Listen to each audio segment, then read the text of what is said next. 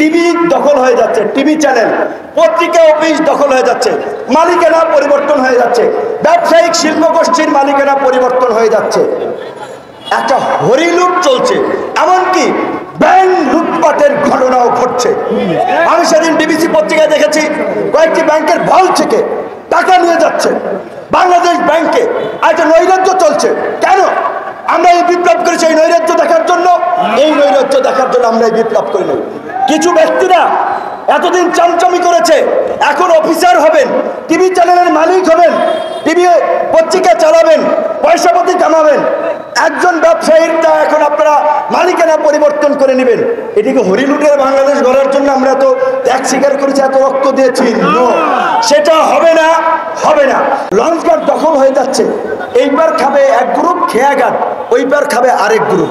Already ভাগ বাটোয়ারা লুটপাটটা শুরু হয়ে গেছে।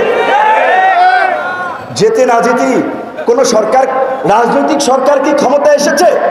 আগে রাজনৈতিক দলের উৎপাত এইভাবে বেড়ে গিয়েছে, নিরীহ মানুষের উপরে হামলা হচ্ছে, বাড়িঘর দখল হচ্ছে। এই পরিস্থিতি চলতে দেওয়া যায় না। আমি রিমান্ডে থাকা অবস্থায় আমাদের সাথে জামাতের সেক্রেটারি জেনারেল মিয়া গোলাম পরোয়ার, বিএনপির সিনিয়র যুগ্ম মহাসচিব রুহুল কবির রিজভী ভাই সহ অনেক সিনিয়র নেতৃবৃন্দ ছিল।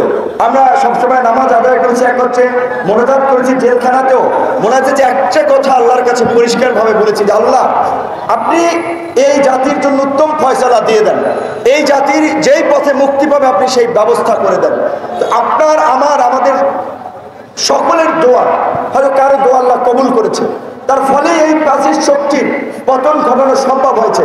নিশ্চয়ই আপনারা ভুলে যাননি সমস্ত আন্তর্জাতিক শক্তিগুলো, বিশেষ করে বাংলাদেশের প্রশ্নে আমাদের প্রতিবেশী রাষ্ট্র ভারত গত 15 বছর ধরে যেভাবে নগ্ন হস্তক্ষেপ করে আসছে, নির্বাচনগুলোতে এভাবে প্রভাব বিস্তার করে আসছে। 14 সালের বিনা ভোটের নির্বাচনকে সার্টিফাই করার জন্য ইন্টারন্যাশনালি তারা ওকালতি করেছে। 18 সালে এই কারচুপির নির্বাচনের সেটআপ ভারতীয় গোয়েন্দা সংস্থার সহ এখানকার এজেন্ট সহ মিলিতভাবে করেছে।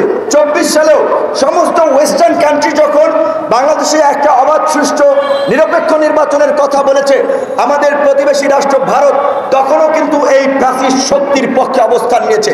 এখানে সাবেক কূটনৈতিক পিনাক রঞ্জন চক্রবর্তী থেকে শুরু করে সাবেক প্রতিরক্ষা মন্ত্রী এম জে আকবর সাহেবরা এখানে এসে আওয়ামী লীগের পক্ষে ওকালতি করেছে।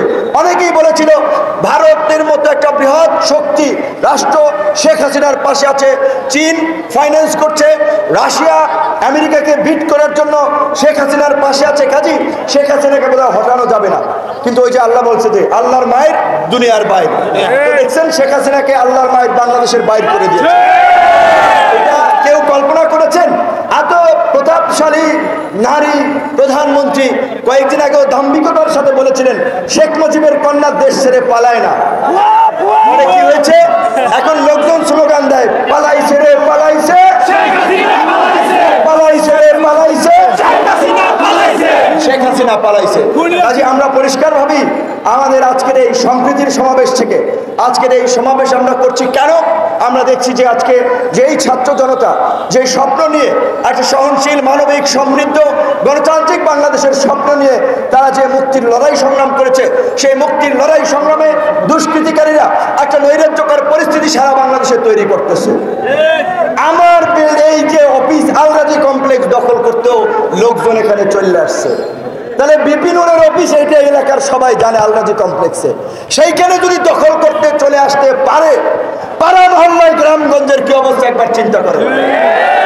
আমি বলেছি টিভি দখল হয়ে যাচ্ছে, টিভি চ্যানেল, পত্রিকা অফিস দখল হয়ে যাচ্ছে, মালিকানা পরিবর্তন হয়ে যাচ্ছে, ব্যবসায়িক শিল্পগোষ্ঠীর মালিকানা পরিবর্তন হয়ে যাচ্ছে, একটা হরিলুট চলছে, এমনকি ব্যাংক লুটপাটের ঘটনাও ঘটছে। আমি সেদিন ডিবিসি পত্রিকায় দেখেছি কয়েকটি ব্যাংকের ভল্ট থেকে টাকা নিয়ে যাচ্ছে বাংলাদেশ ব্যাংকে। একটা নৈরাজ্য চলছে। কেন আমরা এই বিপ্লব করেছি? এই নৈরাজ্য দেখার জন্য। এই নৈরাজ্য দেখার জন্য আমরা এই বিপ্লব করি নাই। কিছু ব্যক্তিরা এতদিন চামচামি করেছে, এখন অফিসার হবেন, টিভি চ্যানেলের মালিক হবেন, টিভি পত্রিকা চালাবেন, পয়সাপাতি কামাবেন। একজন ব্যবসায়ীর তা এখন আপনারা মালিকানা পরিবর্তন করে নেবেন।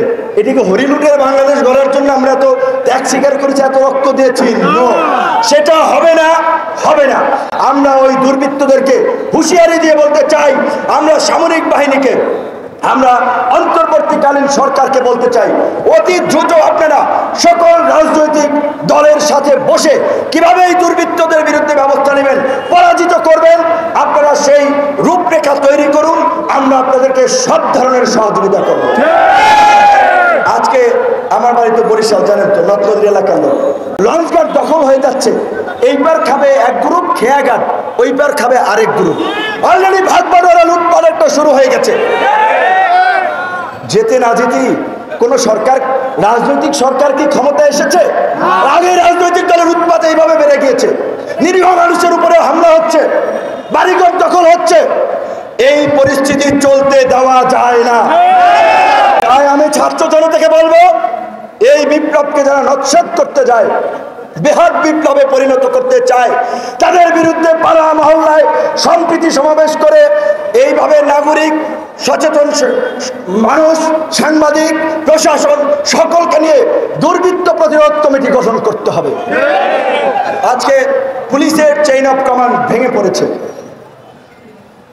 আপনার অন্যান্য প্রতিষ্ঠানগুলোর প্রধানরা গা ঢাকা দিয়েছে।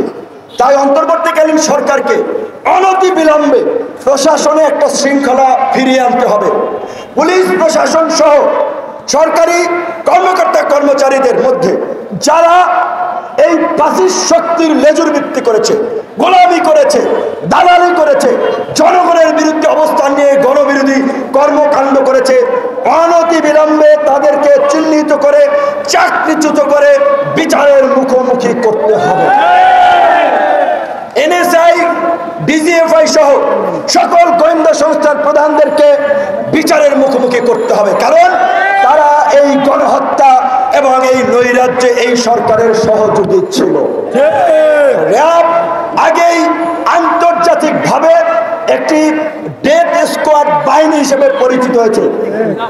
র্যাব যখন বিএনপি আমলে গঠিত হয়েছিল, তখন আওয়ামী লীগ বলেছিল র্যাব তারা ক্ষমতায় গেলে বিলুপ্ত করবে, কিন্তু আওয়ামী লীগ গত এই 15 বছরে র্যাবকে একটি খুনি গুম বাহিনীতে পরিণত করেছে, যেই কারণে মার্কিন যুক্তরাষ্ট্র র্যাবকে নিষেধাজ্ঞা দিয়েছে। কাজেই আওয়ামী লীগ বিএনপি করে নাই, অন্তর্বর্তীকালীন সরকারকে করতে হবে। র্যাবকে বিলুপ্ত করতে হবে। র্যাবের মতো এই রকমের যে কোনো গণবিরোধী বাহিনী, গুম বাহিনী, আয়না ঘর যেন তৈরি না হয়, সেই পদক্ষেপ নিতে হবে। এবং আমি আশাবাদী স্বরাষ্ট্র আপনার মন্ত্রণালয়ের যিনি দায়িত্বে পেয়েছেন উপদেষ্টা ব্রিগেডিয়ার সাগর সাহেব, তিনি সেটা করতে পারবেন, কিন্তু তিনি একা পারবেন না যদি আমরা সহযোগিতা না করি। তাই আমি আজকের এই সমাবেশে আমি আগেই বলেছি, আমি জ্বালানি বক্তব্য রাখবো না।